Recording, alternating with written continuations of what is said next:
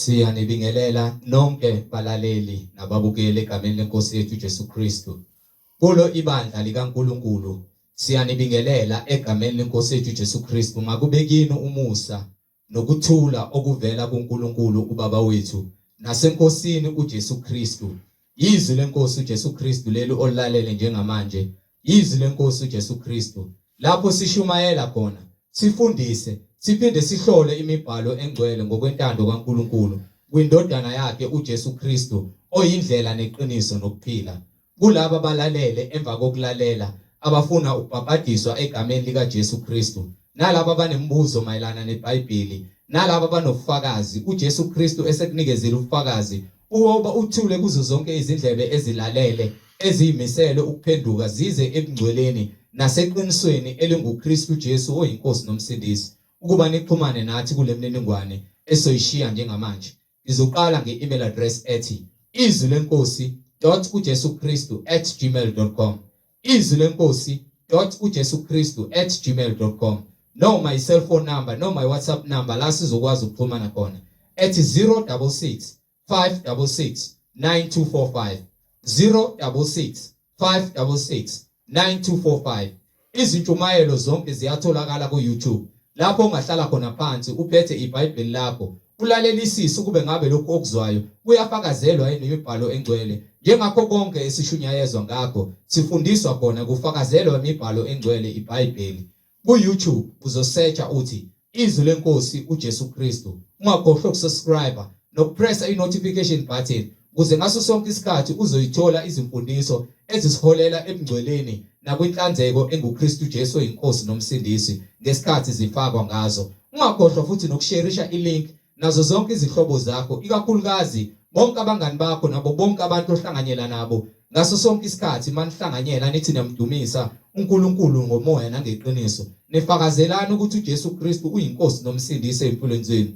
Kuze wonke umuntu ahlolisise imfundiso asuke eshunyayezwa yona efundiswa yona kube ngabe iyafakazelwa imibhalo engcwele. Njengakho konke sishunyayezwa ngakho sifundiswa khona kufakazelwa imibhalo engcwele nomoya ongcwele uyafakaza kuwo wonke amabandla kaKristu Jesu oyinkosi nomsindisi. So ku-YouTube shareisha ilink nezihlobo izwi lenkosi uJesu Kristu, izwi lenkosi uJesu Kristu. Ake sivala amehlo sigobisa amakhanda ethu sibonge uBaba wethu osezulwini nokuthi njengamanje izwi lakho lingene ngaphakathi emphefumulweni wethu lakhe umuntu kaNkulunkulu loyo uNkulunkulu amdinga engenasici engenambimbi kepha engcwele. Ake sivala amehlo sigobisa amakhanda sikhuleke.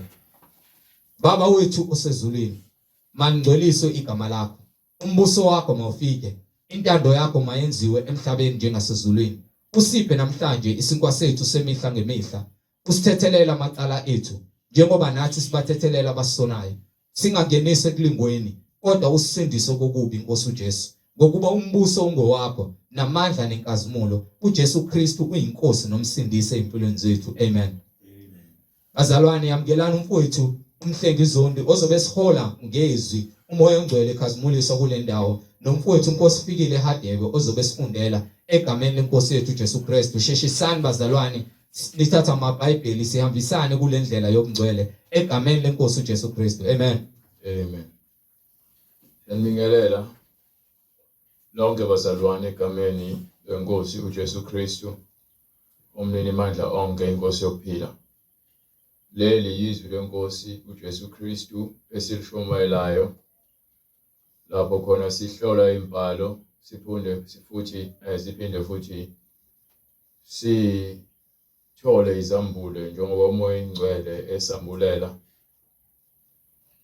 Umusa kaNkulunkulu kuma kwethu sikwazi ukushumayela ivangeli lakhe njengokuba efuna yena. Kungamandla akhe ukuba abantu baphenduke beze kuye ngokuzinikela nangokuzithoba, sebengasaziphilela bona kepha sebephilela yena osibizile kuye ngendodana yakhe uJesu Kristu ukuba sithole ukuphila okuphakade. Kungekhona ukuhlakanipha kwethu noma ukwazi kwethu kepha kuwumusa wakhe neqiniso lakhe elisikhululayo. Singasasebenzi imisebenzi yenyama kepha sesisebenza imisebenzi kamoya ekuyiyona esithobisayo isenze sibe munye naye. Siyambonga uNkulunkulu ngabaprofethi bakhe abangcwele abanika izwi eliphilileyo. Baliphatha ngokuthembeka basishiya nomyalezo nembhalo imbhalo eyisiprofeto.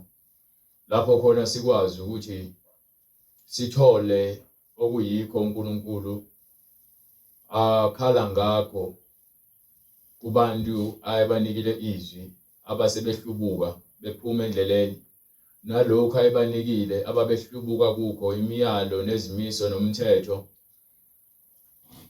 Siyambonga uNkulunkulu ngendodana yakhe ayithumela yona yodwa ukuba izogcwalisa konke uNkulunkulu akufunayo, ukuze sibuyiselwe kuye, kungeseyona imisebenzi yenyama kepha sekuyimisebenzi yokukholwa evela ngaye uJesu Kristu, nangokukholwa nomoya ingcwele sunikiwe uma silamukela ivangeli, siphila ngayo imiyalelo kaNkulunkulu ephilileyo engcwele.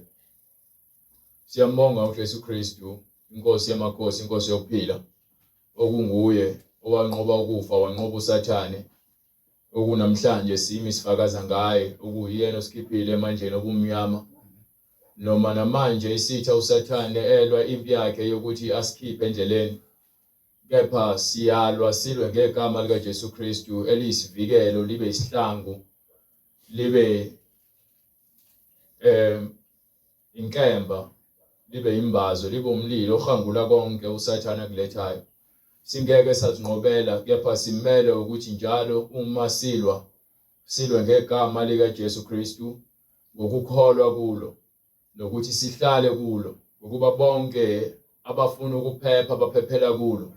Akusho ukuthi ukulibiza nje kuphela, ngokuba uyasho umbhalo ukuthi isizwe singibiza ngezindebe kepha izinhliziyo zikude. Kepha simele ukuthi sibalekele kuye ngezinhliziyo zethu, sizinikele, sizithulule kuyena ukuba yena agcwalise thina ngobungcwele bakhe nangomusa wakhe nangokuphila kwakhe phakathi. uJesu Kristu inkosi, ngomoya wakho ingcwele awuthumela wawunika abapostoli ukuze bagcwalise konke ngevangeli eliphilileyo, njengoba kuthiwa ivangeli lithunyelwe umhlaba wonke, ukuze kugcwaliseke konke. Kuyothi mase kugcwaliseke konke bese ke inkosi uNkulunkulu abuya azoqoqa ibandla lakhe. Ngakho ke siyalwa, sincenga, sinxusa ngemkhuleko nangokuzila ukudla nangokuzithoba umfuna uNkulunkulu simdumise ukuze sigcwalise konke akufunayo. Ungekona ukuhlakanipha kwethu kepha kungumusa wakhe asinike wona ukuba simfune ngokukholwa izwi lakhe, senze okuhle kwabanye nakwabanye, sizithobe kwabanye nakwabanye, sithande abanye nabanye. Ungekona ukuhlakanipha kwethu ngokuba uthando lokuthanda umakhelwane silithola uNkulunkulu. Ngeke size sizitholele uthando lokuthanda umakhelwane ngaphandle ukuthi sithande laba abaseduze nathi. Siyambonga uNkulunkulu ngabapostoli bakhe abangcwele abathembeke ezwini balifela ivangeli. uJesu ukhuluma into eyodwa, khona into ekumele siqaphele bazalwane. Uma umfundisi kaNkulunkulu noma umshumayeli noma ngabe umpostoli noma kuthiwa umprofeti, uJesu Kristu akakaze athi uzothandwa abantu futhi abantu bazoba bangani bakho. Uthi kwincwadi yaJohane sahluko mengaphosisi ngithi sahluko 16 kusukela kuverse 21 mengaphosisi, lapho khona uJesu esifakazela ukuthi uma oqala lapha ku chapter 15 kusukela kuverse 18. Incwadi kaJohane isahluko 15 verse 18. Yes. Uma izwe linizonda. Uma izwe, you understand ukuthi ngeke uvele uzondwe izwe ube wenza njengalo. Ngeke uzondwe izwe ekubeni uvumelana nabo kuyona yonke into ni shame. So uma izwe likuzonda, niyazi ukuthi la ngizonda mina ngaphambi kwenu. So nanamhlanje abantu basamzonda uJesu Kristu, khona begqoka izivatho bemasontweni. Bonke abantu bayamzonda uJesu Kristu emaphalamende. uJesu Kristu bayamzonda emateksini, ezitimeleni, emabhasini. uJesu Kristu bayamzonda emsebenzini, kuma companies. uJesu Kristu uyazondwa, uzondwa abantu abakholwayo. uJesu Kristu uthandwa yilabo abathanda iqiniso lakhe. Ibona abantu abagcwalisa ubungcwele nokwenza intando kaNkulunkulu.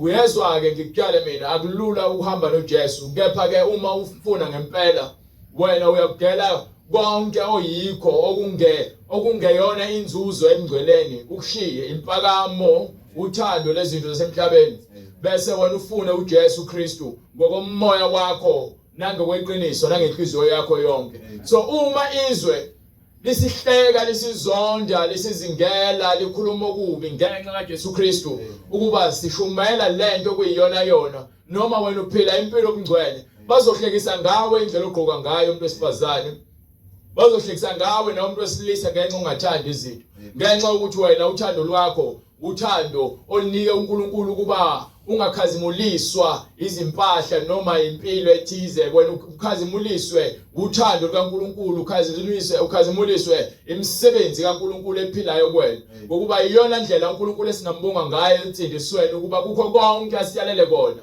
sikwenze. So akumangalisi abantu uma ke bezonda abantu abaphila ngokomoya weqiniso, ngokuba vele noKristu bayamzonda. You understand? Ngikhuluma ngababishop, ngikhuluma ngabapostoli, abaprofeti, abagcwele abaphethe amabandla, abangashumayeli iqiniso, abangakhulumi isono ukuthi abantu abahlukane naso, abangabaluli ukuthi yini uNkulunkulu ayifunayo yini angayifuni, into abayitshela abantu izinto ezojabulisa inhliziyo. So ngeke baze bathande uma kuzoqhamuka umuntu esikhaleni ozoshumayela into kuyiyona yona uJesu Kristu ayifunayo. Abatshela nabaprofeti bakhe nabapostoli bakhe ukuthi ke uma bengizondile ngeke baze baniyeke. So uma bezozonda mina bathande nina kusho ukuthi wena uyena wami. uJesu Kristu uyazi ukuthi izwe lizosizonda ngokuma kulesisekelo seqiniso. Kubhlungu ukuphendukelwa abantu obuzwana nabo nezihlobo nabangani bakho ngenxa kaJesu. Ngenxa okuthiwa wena usuyazitshela, ngenxa okuthiwa wena uzenza ngcono. Kepha ke ekubeni wena uphila impilo yokulunga, ithanya incwadi lapha kwincwadi ngithi incwadi glory to God, ngithi incwadi kaPeter lapho khona ithi ke uma bazokuphendukela ngokuba usahamba izindlela obokade uzihamba kanye nabo. So indlela osuyihamba wena seyihlukile ukuba usahambi neningi. So uhamba nalabo abayingcosana. So uhamba indlela eyingcingo engahanjwa enombani. So ungakulindela ukuthi abantu bazokuthanda bakuthandela ukuthi wena usuhamba noJesu ngokweqiniso. Kepha uma usawumzenzisi wena usahamba noJesu uphinde uhambe nezwe ufuna ukubalansisa wena usivivi awushisi yabantu phakathi nendawo. So uNkulunkulu uthi uJesu Kristu uza kukuphimisela ngenxa ukuthi wena awufuni ukukhetha. Bekungcono ukuba ubandi akho kusono usidle usizwe ukuthi uyasidla noma ulazi iqiniso uzinikele esonweni kunokuba ube umzalwane ongumzenzisi othi uyakholwa kepha ngapha ubhizi udla isono. Manje ke igama lika Jesu Kristu liyahlanjalaza ngenxa yethu thina abazalwane singabazenzisi. So uthi uJesu ke lapha kwincwadi uyayithola incwadi yaPeter. Onginika incwadi yaJohane. Incwadi yaJohane sahluko obheke lapha kwincwadi yaPeter sahluko 4 mengaphosisi. Noma sahluko 4 ya incwadi yokuqala kaPeter sahluko 4 verse 1. Incwadi kaPeter uqala isahluko sesine ivesi lokuqala. Yes. Njengokuba uKristu wahlupheka enyameni, hlomani nani uqonda okunjalo. Nathi sifanele njengoba uJesu Kristu understand ukuthi azange afike emhlabeni wabusa wayikho konke. Wafike wafundisa imfundiso eyayimenza ukuthi azondwe abantu. Wafike wakhuluma izinto ezamenza ukuthi abantu bafuna ukumbulala bambophela uzunge. So uma ke sebeqedile nesiprofeta azosgcwalisa sesigcwalisekile. Uyayithola? Hallelujah, glory to God.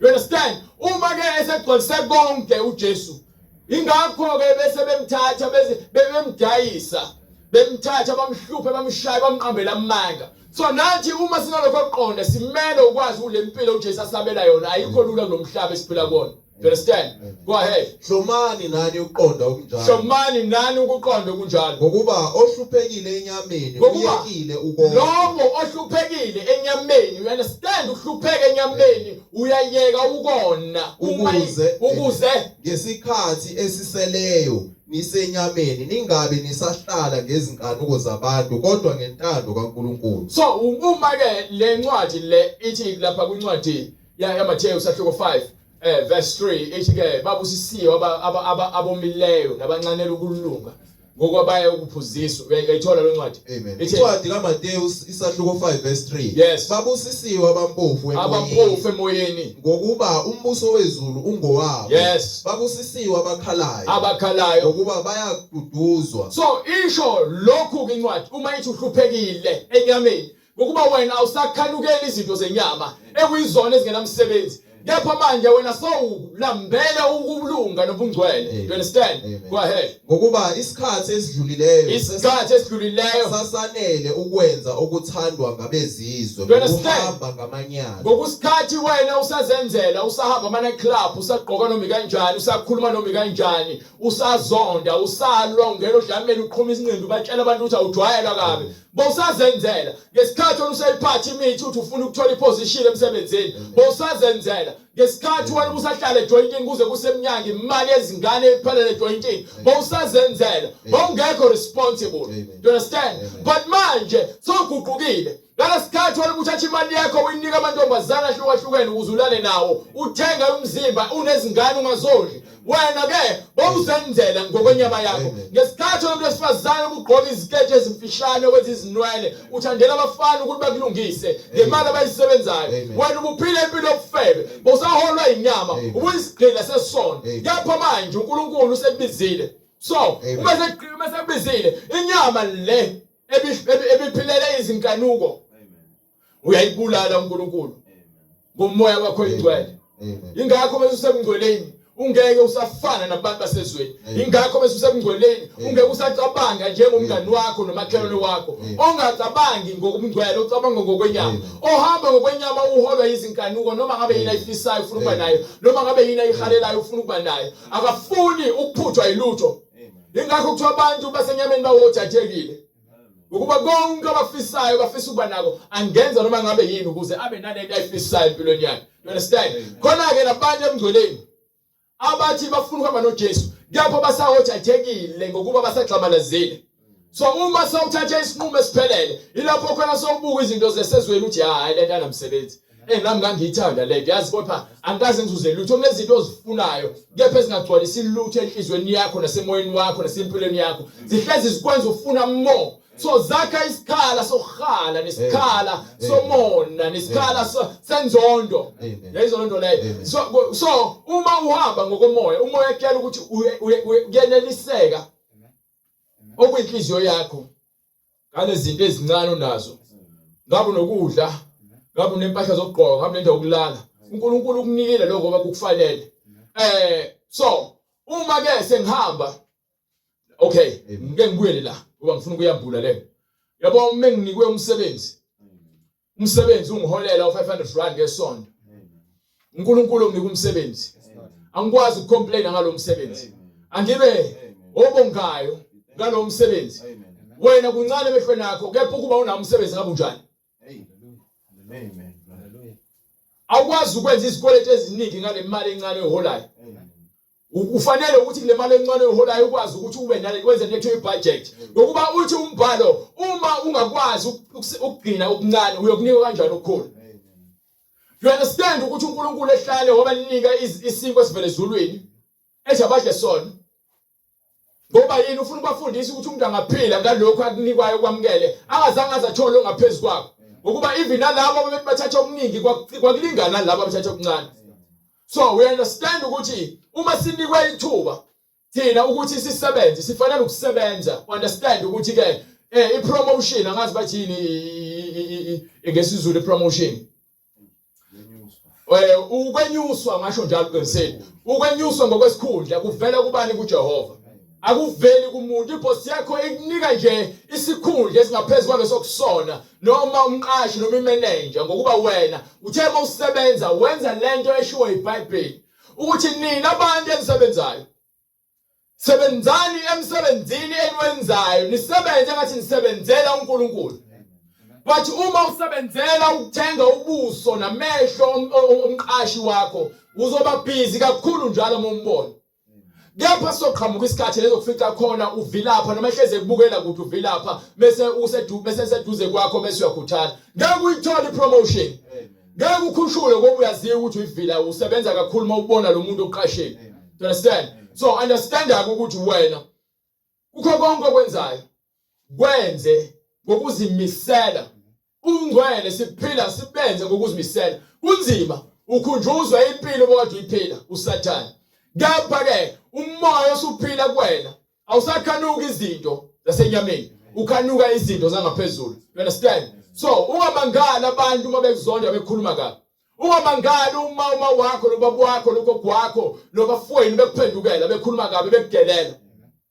Ekugcineni uwena ozakukhushulwa ngoba ngeke uzikhuphule wena. Awukwazi ukuthi uzozilwela izimpi ongazange uze uzibizele kuzona. Ubizwe uJesu ukuthi woza uzoba ingxenye yeqembu lakhe noma ibandla lakhe. So uma sofikile kuyena musu ukufuna wena ukuthi wena uphinde ulwe. Ekubeni yena ekuthe uzokulwela, uzokunqobela. Usekunqobele impi manje. Umsebenzi wakho ukuthi uhlale kuyena. Ngoba yena uyisivikele kulabo asebefuna insindiso. You understand? Go ahead. Ngokuba isikhathi esidlulileyo sasanele ukwenza ukuthandwa ngabezizwe ngokuhamba ngamanyala nangezinkanuko nangokudakwa nangokuminza nangokuxozela nangokukhonza izithombe okuyichilo bayamangala ngokungagijimeli kwenu. You understand ukuthi ke manje usakwazi ukuzimixa noma uzixube noma uzibandakanye nabantu abenza izinto obukade uzenza wena. Usukhishiwe kuzona. Yabonga lesikhathi wena uhambe yochitha isizungu nabo. Ingane isikhathi uSathane efuna indlela yokungena. So uzoyithola vele indlela yokungena. Uthola lamantombazane ubumnandi umculo wakhona. Ngakwazi ukuthi wena uzothi uyakholwa uyohlala abantu abazodlala umculo wasezweni. Lo mculo wasezweni uzogcina so udansela unganakile. So ngeke futhi ukwazi ukuthi wena uzohlala amasezweni bebhema. Ngoba lokho kwazo lokunukela. Mawuthatha ubhema vele uzogcina so ukhumbula. Ngeke ukwazi ukuthi wena uzohlala abantu basezweni behambe beclubini uhambe eclubini nabo. Uyobaleka uyophinde uyozinikela kulo moya ethi ubalekela. Ngoba besifazana abanqunu wotshwala nalo moya wokudaba. Ngeke ukwazi ukuthi wena uzohlala nabantu njalo abashisa impepho bedla inyama befaka iziphandla bese uthi wena uzohlala nabo njalo bethi izinto zabo. Becula izingoma zakhona bese uzitshela ukuthi wena hayi mina ngiright ngoba nginoJesu. Wena uzozizwa lezi ngoma, wena uzoyizwa lenyama inuka, uzogcina sokhohliwe uJesu uthi nje hayi kancane nje lo kancane nje sowuwele esonweni. You understand ukuthi makathi ugijima nabo mase uphuma kubona wena uphuma uthi iqekelele. Ingakho incwadi yesibili yaseKorinte sahluko 6 verse 14 ithi maningaboshelwa ejokeni linye nabangabothu nabangakholwayo.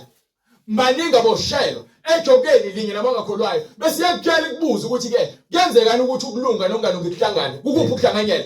Itheni incwadi yesibili yaseKorinte chapter 6 verse 14 maningaboshelwa ejokeni linye nabangakholwayo ukuba kunahlanganyela kuni ukulunga nokungalungi na. So awubandlululi wena uyazikhipha kwisono.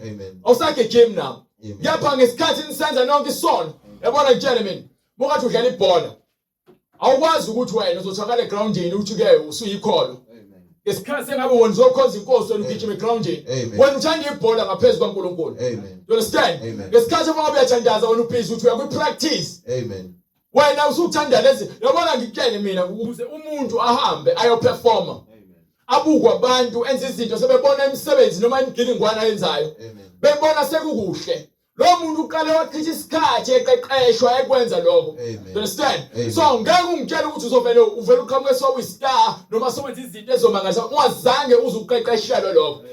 So wena mawuthi uzoqeqeshela ibhola uzoba good ebholeni. But mawuzoqeqeshela ubungcwele uzochitha isikhathi sakho neBhayibheli, uzochitha isikhathi sakho nobungcwele, uzochitha isikhathi sakho udumisa uNkulunkulu. Yini? Ngokuba wena ufuna ukuba muhle phambi kaNkulunkulu okuyena othanda okuhle kodwa. Lokho kwasezweni kuza nobufebe nezinkanuko nesono. You understand? So manje thina uma kade sigijima nabo ayekwazi ukuphinde ukugijima nabo. Angikwazi ukugijima nabo. Izinhlelo abanazo ezingamdumisa uNkulunkulu angikwazi ukuba ingxenye yazo. Yini sengikhishiwe mina. You understand? Bathini? Maningaboshelwa ejokeni linye nabangakholwayo ngokuba kunahlanganyela kuni ukulunga nokungalungi. Kunabudlelwane buni ukukhanya nobumnyama na. Kuphi ubudlelwane phakathi kokukhanya nobumnyama? Unakuzwana kini uKristu nobeliyayeli na. Uyabona ke ufuna wabhala uBeliyam.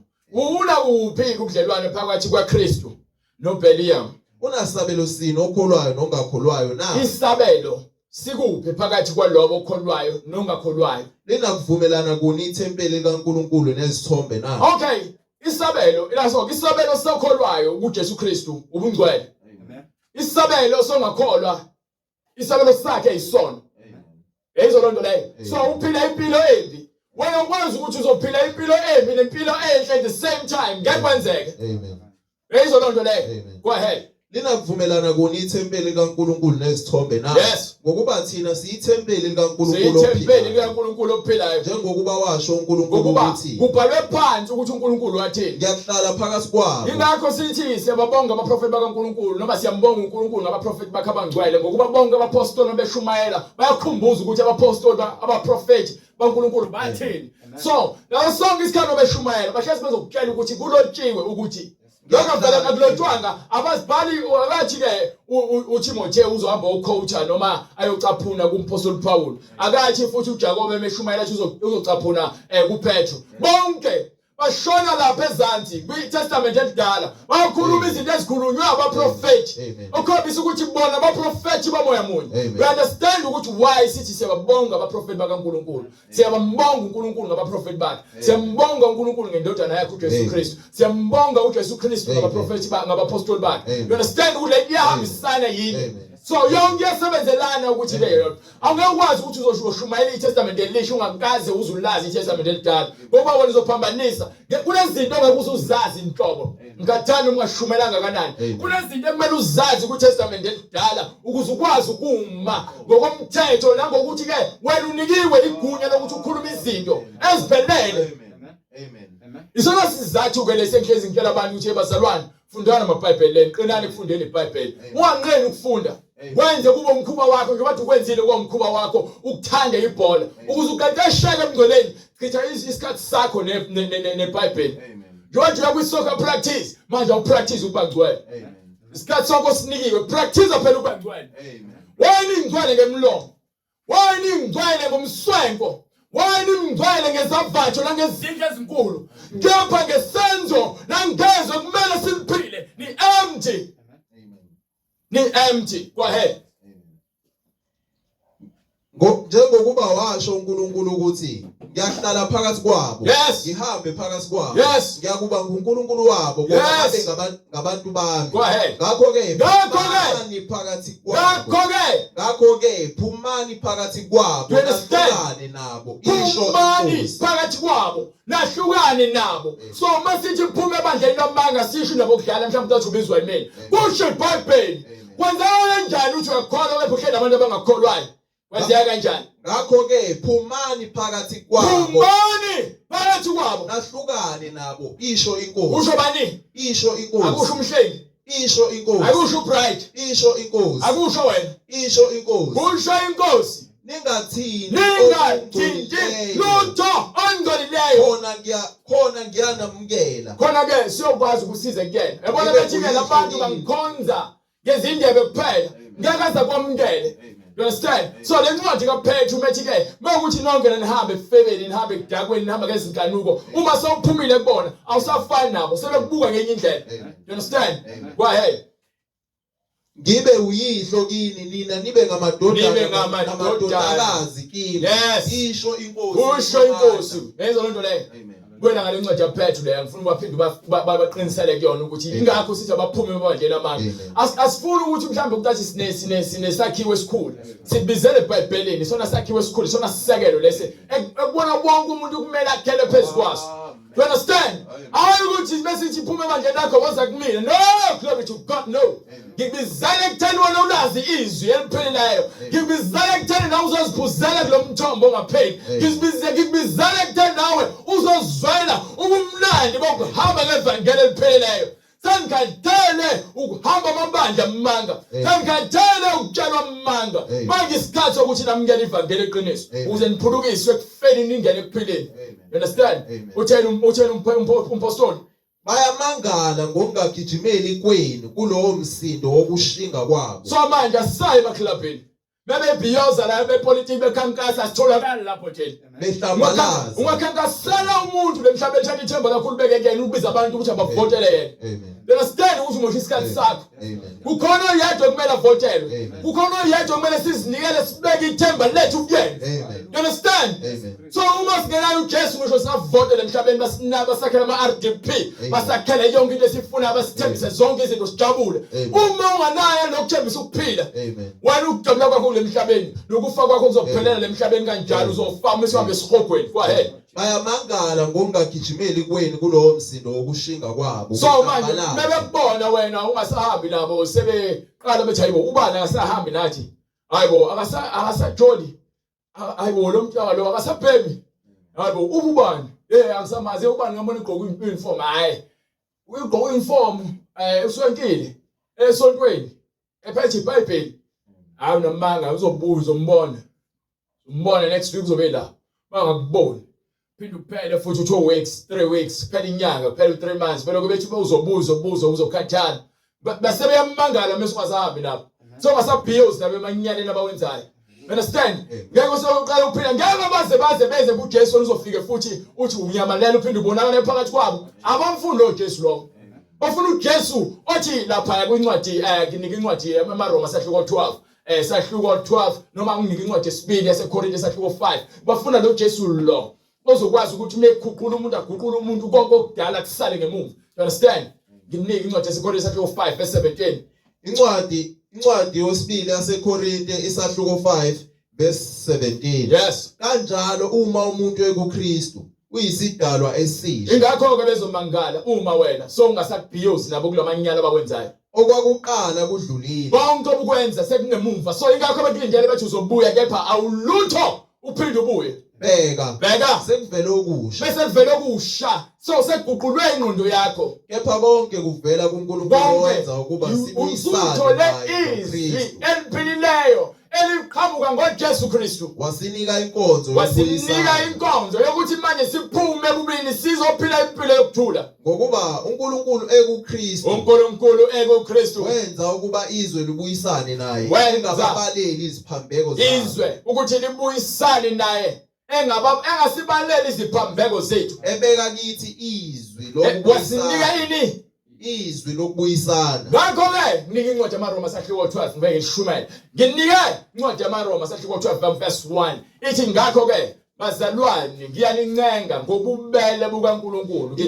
Incwadi yaseRoma chapter 12 verse 1. Yes. Ngakho ngiyanincenga bazalwane ngobubele bukaNkulunkulu ukuba ninikele imizimba yenu ibe ngumnikelo ophilileyo ongcwele. Mamangaze nikela umzimba wakho ube ngumnikelo ophilileyo ongcwele. So abantu bayadideka methiwa nikela umzimba wakho ube umnikelo ongcwele. Leyo badida lento le. Ngifuna ukunderstandisa namhlanje. Uyabona umzimba wakho ufanele kube yilapho khona uNkulunkulu athokoza khona umoya wakhe uhlale khona. Kepha ngaphambi kokufika kaJesu akekho owena lo manje ukuthi agcwalise lokho ukuthi uNkulunkulu ahlale kuyena enze isibonelo. So lapha kwiTestament elidala Leviticus 22 from verse 18 ngifuna ukukhombisa ukuthi mekukhulunywa ngomzimba ophilileyo ngeTestament elidala kwakuhlatywa izilwane. Ezilwane ezazihlatywa uNkulunkulu wayebatshela ukuthi isilwane sikanjene angisifuni. Amen. So manje ke understand ukuthi khona izidalwa manje. Khona abantu abayizoni. Khona abantu abakhubazekile. Labo bantu labo uNkulunkulu wengeke uzabafune kwiTabernacle lakhe. Wengeke. But manje uyabona eseveza ngeTestament elidala ukuthi okunjani angakufuni. Kepha ngoJesu bonke kuyabizwa ngokuba manje akasabheki ngokwenyama. Usebheka ngokukholwa. Ngokukholwa ukuthi inhliziyo yakho imlungele yini ukuthi angahlala kuyona. So uma inhliziyo yakho ingamlungele ngeke azahlale kuyona. You understand? Amen. So ufuna manje lalela ngitshela mina. Ufuna manje inhliziyo emfuna ngokupheleleyo. Akafuni inhliziyo emfunayo kepha ibingabaza. Uthi akafuna umuntu uthi akaniki lutho noyedwa umuntu oza kuyena enhliziyo mbili. Umuntu onhliziyo yobili uthi lo muntu leyo uyinkinga ngisho uqobo lakhe kuyena ngoba ufana negagasi leyo lasolwandle elipheshulwa umoya akanasisekelo. Do you understand? Banike ukuthi ufuna kanjani lapha kwincwadi leVictus chapter 22 verse 17. Yes. uJehova wakhuluma kuMose wathi, "Yisho ku-Aroni nakumadodana akhe nakubo bonke abantwana bakwa-Israyeli uthi kubo, yilo nalowo wendlu ka-Israyeli noma umfokazi wakwa-Israyeli onikela ngomnikelo wakhe." Uma uzonikela enkosini angithi ngale ukuthi masibe yithina masibe imnikelo. Amen. Kepha kuqala benikela ngezilwane ngithi manje ubani imnikelo uthini uqobo lwethu njengoJesu nayazinikela. Amen. Go ahead. Yilo nalowo wendlu wakwa-Israyeli noma umfokazi wakwa-Israyeli onikela ngomnikelo wakhe noma owesithembiso sakhe noma owomnikelo yakhe yesihle okunikelwa ngayo kuJehova ibe ngumnikelo wokushiswa ukuze namukeleke wonikela ngeduna elingenasici. Manje ubonwe umzimba wakho kuyenzeka mfana ube nesici uhlala unesici uNkulunkulu unikele umzimba onjalo. Soze. Amen. Go ahead. Lezinkomo, elezimvu noma elezimbuzi noma intoni enesici Noma ngabe yini enesici. anikunikela ngayo. So uma umzimba wakho uphile esonweni uthi unikele uNkulunkulu akawusebenzisi. Ngokuba Ngikuthini manje akawusebenzisi? Ngokuba yini? ngokuba anika kwamukeleka ngayo. You understand ngisho? Uma uphile esonweni uthi wena uyakhonza umzimba wakho unesici phambi kaNkulunkulu. Kepha uma ushiya isono uzozinikela kuNkulunkulu uthi wena uphila ubungcwele. uNkulunkulu uzongena kuwena azohlala kuwena. Uyakwamukela. So abantu abaningi bathi siseka lento yokushisa kwezilwane, kwakushisa izilwane, kwakunikela igazi lezilwane. Bathi lona lalingenele. Ingakho mawufunda incwadi yamaHebheru usahluko 8 uverse 1 uverse 10 to 14 bathi yakutshela ukuthi njengoba igazi lezilwane lalingenele uNkulunkulu waze wanikela ngendodana yakhe yena yakwazi ukuthi izogcwalisa ngegazi layo konke uNkulunkulu afunayo. So ukuze nathi sibe imnikelo ephelileyo phambi kaNkulunkulu sifanele ukwenza njengoJesu. Amen. Incwadi yamaHebheru chapter 10 verse 1. Yes. Ngokuba lokhu No, umthetho ufuna usahluko 8 unisahluko 8 sahluko 8 from verse 6 mungenzeka. Incwadi yamaHebheru chapter 8 verse 6. Yes. Kepha kalokhu unikwe inkonzo enhle kakhulu njengalokhu engumlamleli wesivumelwano esihle kakhulu Yes. esimiswe ngokwesithembiso ezinhle kakhulu. Yes. Ngokuba uma leso sivumelwano sokuqala besingasoleki Uma yabona lesivumelwano sokuqala sasisoleka ngoba yini? Ngoba kwakuyizilwane ezazinikela. Amen. Understand? Amen. So babe ngaphelele bona.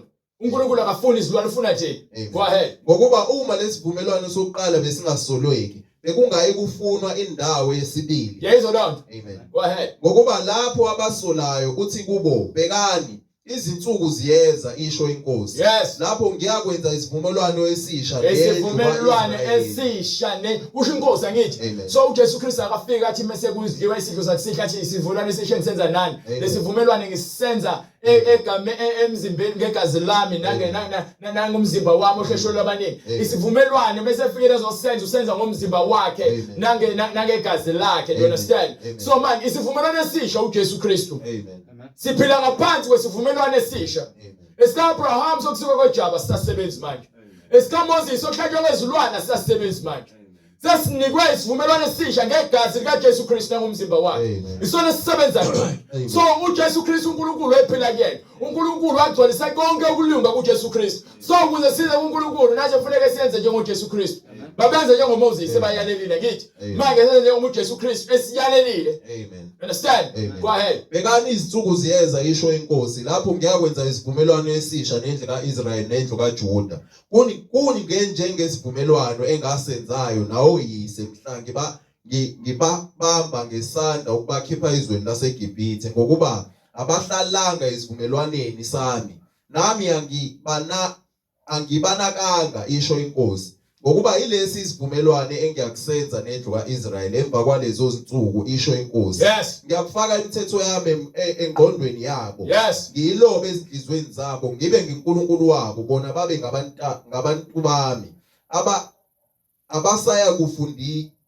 Abasayikufundisa kube yilo nalowo wakubo nalowo umfowabo ngokuthi, 'Yazi inkosi,' ngokuba bonke bayakungazi kusukela komncane kufike kuze komkhulu wabo. Usho ukuthini mshwana uNkulunkulu? Mo understand kahle. We understand ukuthi umthetho uhlala kuba priest kuphela.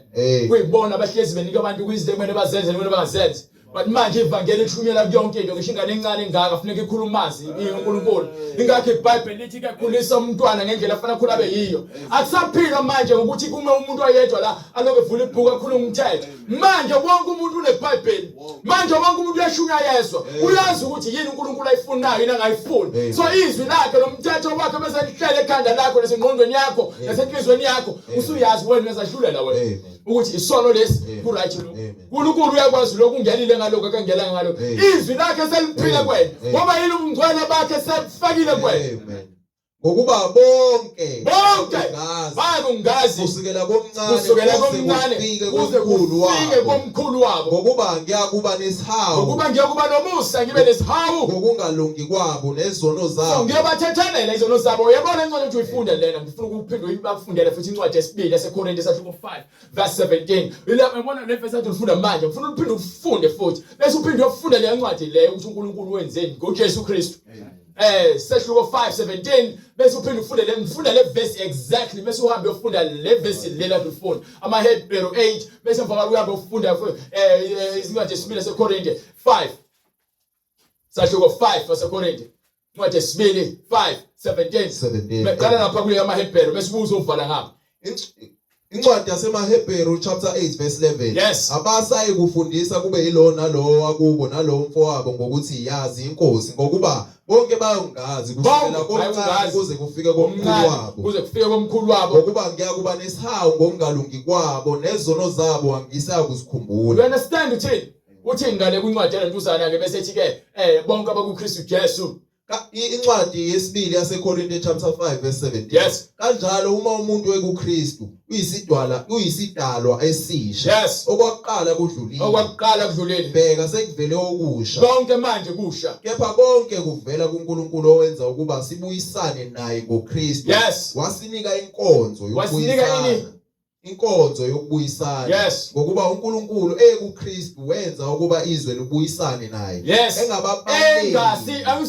Sayidlulile lento le. Kepha ngaleso sikhathi ayingakokwenzeki. Manje lengoje amaHebrew uyathi uNkulunkulu wekhulumile ukuthi uzofika kugcwalise lokho. Sekugcwalisile ngoKristu izono zethu azisabalwa manje ngokuhlizwa kwezilwane. Izono zethu manje sesibalwa ngokuthi wena ukholozile ukwamukela indlela elungile. You understand? uJesu Kristu uthi uyindlela neqiniso nokuphila. So mawamukela uJesu wena wamukela indlela ekuyiyona ekumele siyiphile. You understand? So uma unqoba uJesu wena uyazilahla wena. Awulahlwa yimini. Ungabe ngishumayela bese ubheke mina. Inkinga ekhona le emhlabeni njengamanje bambala abaprofeti nabafundisi nabapostoli kaNkulunkulu. So ivangeli lishumayela ngokwesambulo sikaNkulunkulu. Bashumayela ngokuthi bafuna ukubukwa nothando labantu. Bashumayela ngokuthi bafuna uduma, bafuna ukuthi badumise uNkulunkulu. So iyona le nto ukuthi abantu bafunde amaBhayibheli abantu bangaqondi ngoba nomfundisi wakhe akaqondi. Amen. Lento iyona imfihlo lento le. Kepha umoya ingcwele ukunika uma uzinikela kuyena. Uma uzendala uzakugcwalisa. Akushumayela ngomlingo, ngishumayela ngomoya ingcwele.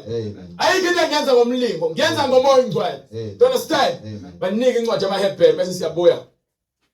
Ngokuba lokho ukuthi esisha. Yes. Uthe esokuqala sigugile. Esokuqala sigugile. Kepha okugugayo osekudala so manje ukuhlatshwa kwezilwane kugugile kudala. Ukugcina kwaMasabatha kugugile kudala. Kuseduze nonyamalala. Ukusika kwamajwabu kugugile kudala. Ukuhlatshwa kwePhasika inkonzo le abayenza njalo ngePhasika kugugile kudala. You understand? Go ahead. Okay. So manje ke singena ngoJesu endaweni yobungcwele. Sipheleliswa ngoJesu endaweni yobungcwele. Akekho umunye ongafuna ukuthi ke angangena lapha ya ngokwakhe noma ngokuhlakanipha ngokuba ke uyedwa wafa wavuka kwakubekelwe yena ukuthi afavuke ngosuku lesithathu. You understand? So bonke bangaqamba amagama amabandla abazibiza abaprofeti abavela kuNkulunkulu kepha uJesu abamazi ngokuba akabazi bona. Wena ngale kwencwadi le eqala kaPeter sahluko 4. Go ahead. Incwadi kaPeter yokuqala isahluko 4 verse 4. Yes. Bayamangala ngokungagijimeli kwenu kulowo msindo wokushinga kwabo. Yes. Behlambalaza imizimba yabo. Bayokuziphendulela kulowo olungele ukwahlulela. So ekugcineni bonke umuntu uza kumaphambi kwesihlalo sobukhosi aziphendulele. Abahambayo nabafileyo. Bonke mengithi bonke abantu ngikhuluma ngayo yonke into ekhona edaliweyo ekhona nengekho eyidaliwe eyayiphila eyayisifile manje isazovuswa ngesikhathi sokwahlulela bazilandulele ngokuthi bona baphile kanjani. Go ahead. Ngokuba ngalokho ivangeli lashunyayelwa kwabafileyo ukuze bahlulelwe ngokwabantu enyameni kepha baphile. Badideka ukuthi lashunyelwa nini ivangeli kwabafileyo. We understand, uyazi ukuthi ivangeli lashunyelwa nini kwabafileyo. Ngoba phela manje understand uthi uJesu ke glory to God. Ngike incwadi lapha kuncwadi ngithi incwadi yaba incwadi ya John sahluko 5 sukela ku verse 21. Ngifuna nje ukubavezela ukuthi uJesu Kristu uyakhuluma ukuthi ivangeli bazolizwa nabasemathuneni. Bese ngibavezela futhi uJesu Kristu ngesikhathi yabona uJesu ngesikhathi esiphambanweni niyazi lo ncwadi nonke manje lifunda iBhayibheli. Kunezincwadi ukuthi ezineqhayo. Lo ncwadi la ekhuluma ngoJesu esiphambanweni phuma umphefumulo bese emva kwaloko uphuma umphefumulo kuqhekeke iveil. Iveil isuke sehamba yena noma ngenzeki ngalosikhathi kepha ukufa kwakhe ukuqheka kweveil ngoba uyahamba ayoshumayela lapha ethuneni. Laba bafileyo bese buya lapho ubuya nabangcwele uvuka nabangcwele bamlandele emva kwakhe bayongena emzini ongcwele abakongena ezulwini bayongena kuphi eparadise. Eparadise lapho khona ekhuluma neselelesi iselelesi sithi ungikhumbule embusweni wakho athi uJesu ngiqinisile namhlanje uza kuba nami eparadise. So uJesu uyahamba ushumela lapha njengoba isho incwadi. Amen. Uthi ke kwincwadi yaJohane sahluko 5 from verse 21. Ngokuba njengalokhu uyise ivusa abafileyo. Uyise uNkulunkulu uvusa abafileyo abaphilise kanjalo nendodana iyabaphilisa labo ethanda ukubaphilisa. Go ahead. Ngokuba noyise kahluleli muntu. Yes. Ukunike indodana konke ukwahlulela ukuba bonke bazise indodana. Ukuze bonke bayazise indodana njengokuba bazisa uyise. Njengoba nimazi uNkulunkulu. Ongayazisi indodana ongafuna ukwamukela uJesu wamukela uShembe wamukela umqalisa abafuna ukwamukela uJesu Kristu. Bonke labo bantu laba bazohamba ngemfundiso zalabantu. Angihambe ngemfundiso kaApostle Paul mina. Ngihamba ngezwi likaJesu eliphathiswa yena uma ezokhuluma into ephambene abanye abaphostoli ngimfuni. Amen. Ngiqinisile ngethekiniki. Ozwa izwi lami akholwe ongethomelayo ukuphila okuphakathi. Unokuphila okuphakathi. Akaye kwahlulelwa. Angeke aze aye kwahlulelweni. Kepha usephumile ekufeni wangena. So mongela uJesu usuphumile kuphi ekufeni wangena ekuphileni. So ngeke usahlulelwa ngokuba kuthiwa bonke abangcwele bayokwahlulela izwe. You understand? Bahlulele nani nezingelosi. Go ahead brother Kosi. Ngiqinisile ngithi qinisile ngethekiniki. Isikhathi sesikhona namanje. Siyeza manje sikhona lapho abafileyo bayakulizwa izwi. Abafileyo bazonjani? Bayakulizwa izwi lendodana kaNkulunkulu. Abafileyo. Amen. Bese abezwayo bayakuphila ngokuba njengalokhu uyise nokuphila ngokwakhe kanjalo uyiphile nendodana ibe nokuphila ngokwayo. Uyiphile amandla okwahlulela ngokuba uyindodana yomuntu. Ningamangali ngalokhu ngokuba isikhathi siyeza. Ngokuba isikhathi yabona lokho oqala ukufa bethe abafileyo ikhuluma abantu abasesonweni bese izokhuluma kwesibili manje ngabantu abasethuneni. Go ahead.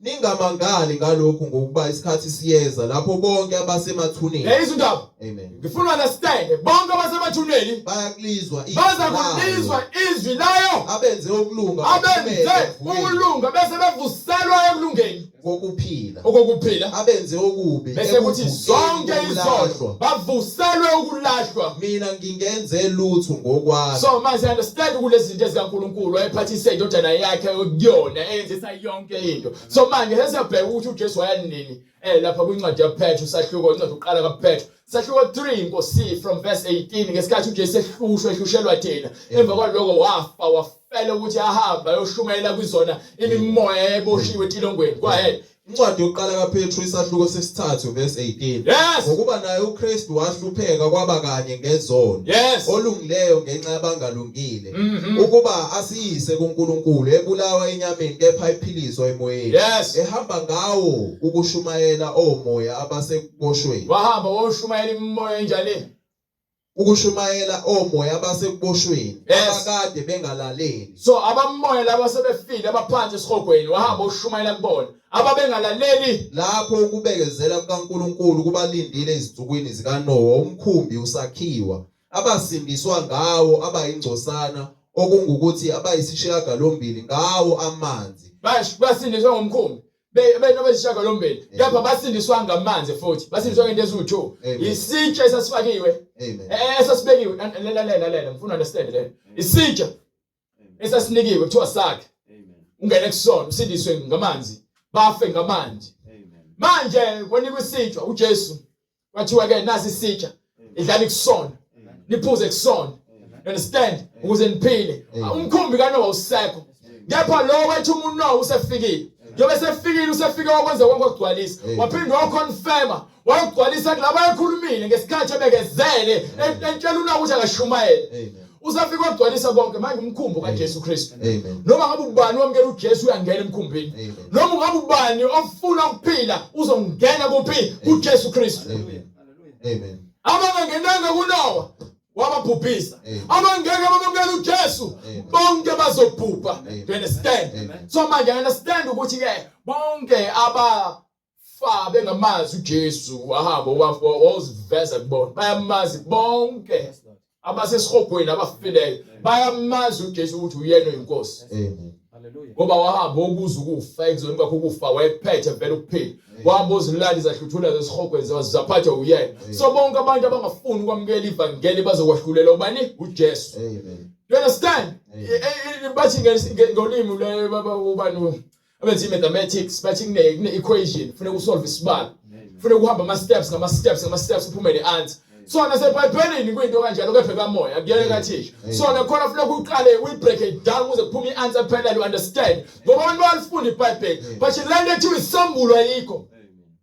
Amen. Umuntu uthatha ivesi elilodwa wagiye ngalo. Funeka ulazi iBhayibheli ngokomoya hayi ngokwenyama glory to God. No.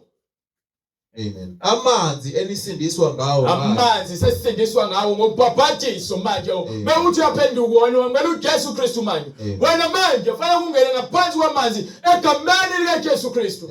Buko ukuthathalela kwezono zakho ukuze namngeliswe isiphiwo sikaMoya Ingcwele. Ngokuba lesithembiso lesi simile esakho sabantwana beni sabo bonke abakude bonke inkosi uNkulunkulu wethu ekubabisa. You understand? Simile lesithembiso lesi asishintshe. Amen. Amen. Incwadi kaPetru chapter 4 verse 4. Yes. Bayamangala ngokungagijimeli kwenu kulowo msindo wokushinga. Into ke ebamangazayo mzalwane nawe wena usafuna ukuphenduka nawe usuphendukile. Osafunda usancela ubisi. Bamangazo ukuthi wena sowunikela impilo yakho kuyinto edelelekile. Ivangeli lokuphila lidelelekile kubantu abaziphila ngokuhlakanipha kwasenyameni. Kepha ke ukuhlakanipha kwabo kwabhokela emhlabeni futhi kuphela lemhlabeni. Wena ukuhlakanipha kwakho kunikayo kubula kona kepha kwaphakade. Bayizwa nto leyo umehluko u2. Khona wamukela ukuphila nokuhlakanipha kwalemhlabeni. Khona owamukela ukuphila nokuhlakanipha kwasezulwini.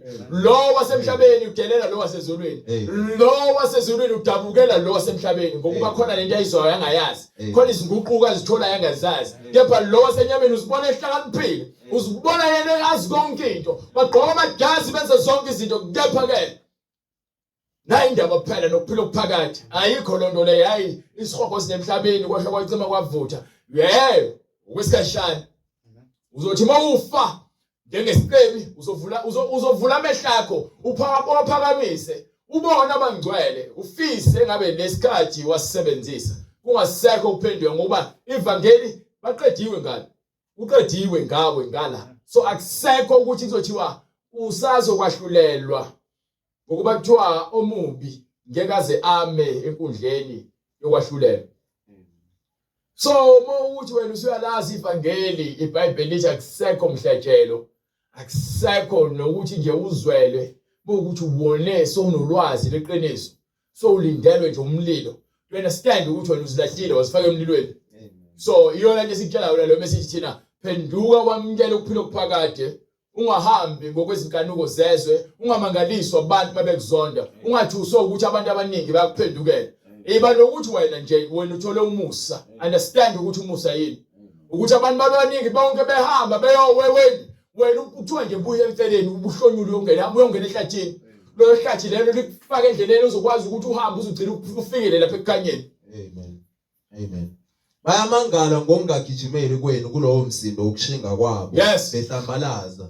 Bayakuziphendulela kulowo lungelo okwahlulela abahambayo nabafileyo. Ngokuba ngalokho ivangeli lashunyayelwa kwabafile. Ukuze bahlulelwe ngokwabantu enyameni, bahlulelwe ngokaNkulunkulu emoyeni. Bahlulelwe njengawo wonke umuntu. Amen. You understand? Amen. Go ahead. Kepha ukuphela kwezinto zonke sekusondele manje. Ngakho zikhuzeni. Manje ke zikhuzeni ke bazalwane. Nezithibe ukuze nikhuleke. Nihlale emkhulekweni. Kunakho konke ibani nokuthandana okunganqamukiyo. Nango kukhe uthando lwethu kufanele lihlezi nje njengesitimela. Yabo isitimela ngeke sinqamule noma kanjani. Isitimela sifuna umsebenzi ukusiqamule. Mesixhunyiwe ukuthi sizohamba nama-coach ngaphandle masiwa ke sesinganqamuka ke kuphuma i-coach ushonele. But thina mesixhunyiwe sixhunywe ngothando lukaKristu. Ngokuba uthando lusibekela inqwaba yezono. Uthando so ingakho lithi iBhayibheli lithanda umakhelwane wakho ngoba uzithanda ukuze usibekele ububi bakhe ngokuba ububi buningi bugcwele lezwele kuphela. Wena mzalwane ububi buyakufuna. Ukukwena ngaphakathi angithi uJesu Kristu uzokukhipha kepha bufuna ukusibekela lobuhle obungenayo. So wena yilwe impi yokukholwa nokuzithiba ngaphansi kwesandla sikaNkulunkulu esiphakemeyo ukuze uNkulunkulu akuphakamise akugcwalise. You understand? Sisempini. Ungaboni sihamba nje sithi singcwele. Sisempini.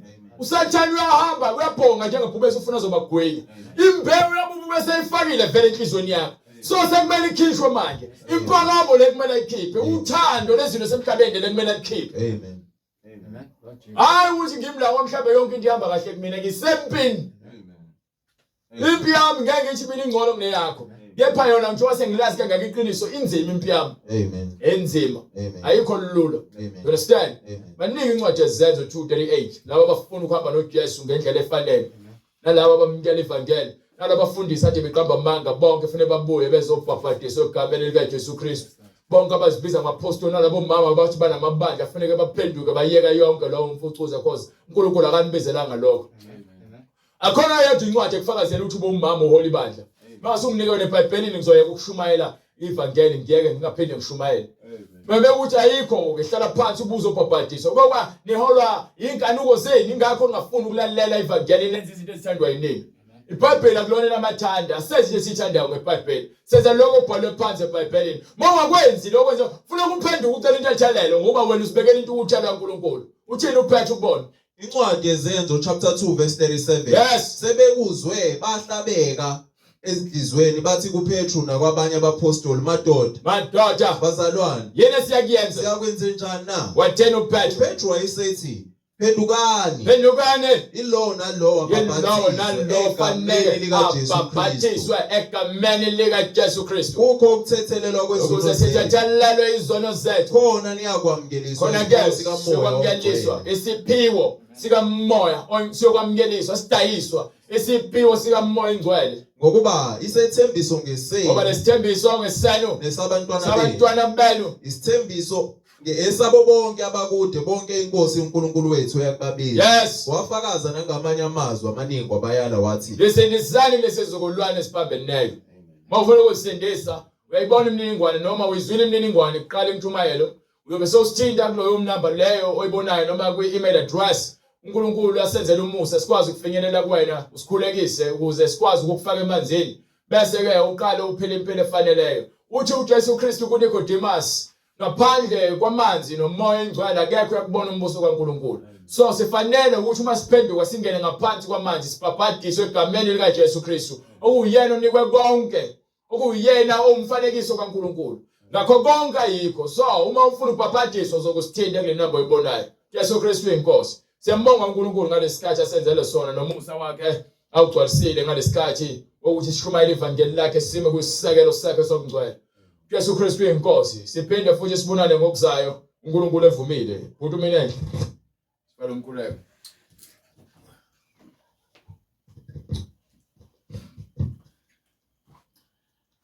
Baba, egameni likaJesu Kristu waseNazaretha, siyabonga uNkulunkulu wethu, impela wethembekile Nkosi. Wethembekile uNkulunkulu namandla, impela siyobufakazi balokho ukuthi inkosi namandla akekho ungafaniswa nawe. Siyalibonga Baba izwi lakho eliqiniso. Uthe liyaphila futhi linamandla Nkosi.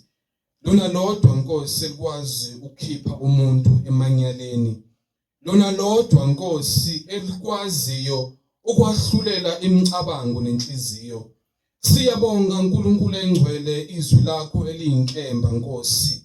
Osipha lona namuhla Nkosi namandla eliwukudla kwemphefumulo. Siyabonga Nkosi namandla impela Nkosi asifanelekile uNkulunkulu engcwele kepha kumusa wakho Baba. Isho njalo incwadi yakho Nkosi ithi akekho ongaziphakamisa ukuba akekho noyedwa ufanelekile. Umusa Nkosi namandla ukuthi hlangene ngezwi lakho zingaka izinto emhlabeni Nkosi ejabulisa inyama Nkosi. Kepha Nkosi namandla usibekile kule ndawo Nkosi ukuthi thina sithokoze ngezwi lakho Baba. Sibongake even ukuthokoza ngezwi lakho ngokuba ukube Nkosi engcwele bengenzeka Nkosi izwi lakho besingalishaya indiva Nkosi, inhliziyo zethu zingathokozi ngezwi lakho.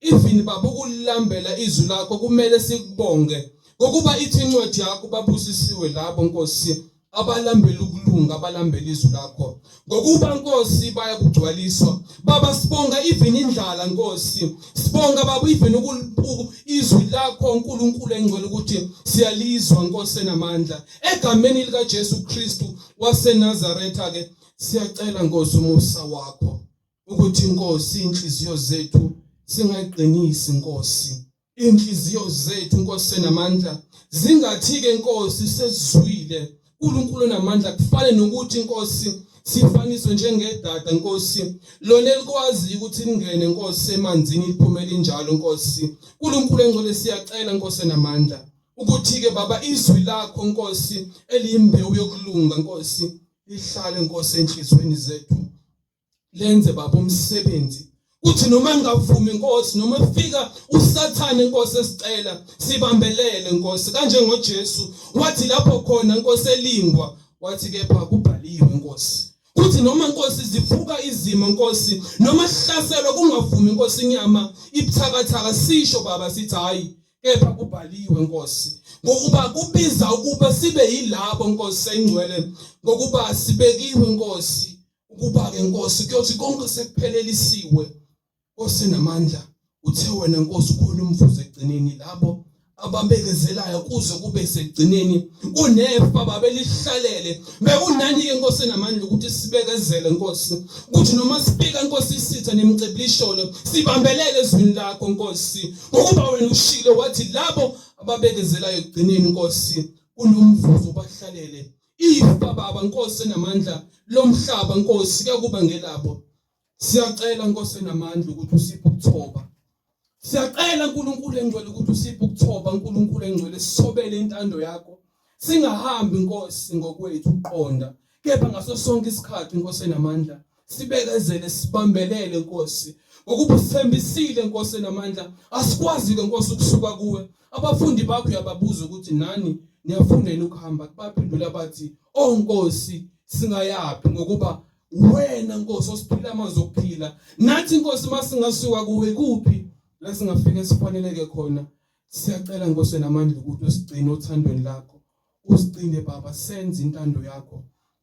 Naloyo Nkosi osekhaya Nkosi ofunayo Nkosi engcwele ukuthi angene Nkosi emkhunjini, ukuba umfethu uthe umkhumbi khona kanjalo njengoba kwakhona umkhumbi esikhathini esikaNoah, namuhla usakhona umkhumbi. Bayingcosana abangenayo Nkosi abaningi bayahleka ngokuba ishilo Nkosi engcwele incwadi yakho futhi yathi lelizwi liwubula kulabo ababhubhayo Nkosi, kepha kuthina Nkosi namandla langamandla akho Nkosi lingumusa wakho. Ngakho ke Nkosi ngiyacela Baba leyo dade wethu naleyo bhuti wethu ocabangayo Nkosi, kepha inyawo mbili Nkosi ofuna ungene emkhumbini Nkosi, menze lo musa Baba. Mbula Baba izwi lakho Nkosi ukuze abantu Nkosi enamandla bezongena Nkosi.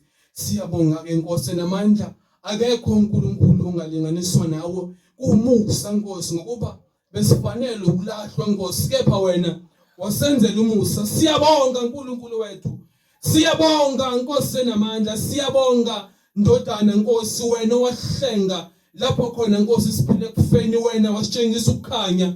Wena ngukukhanya kwezwe Nkosi, udumo lonke malube kuwe Nkosi enamandla. Siyakubonga uNkulunkulu engcwele, udumo lonke likufanele egameni elihle namandla likaJesu Kristu Nkosi siyakhuleka, amen.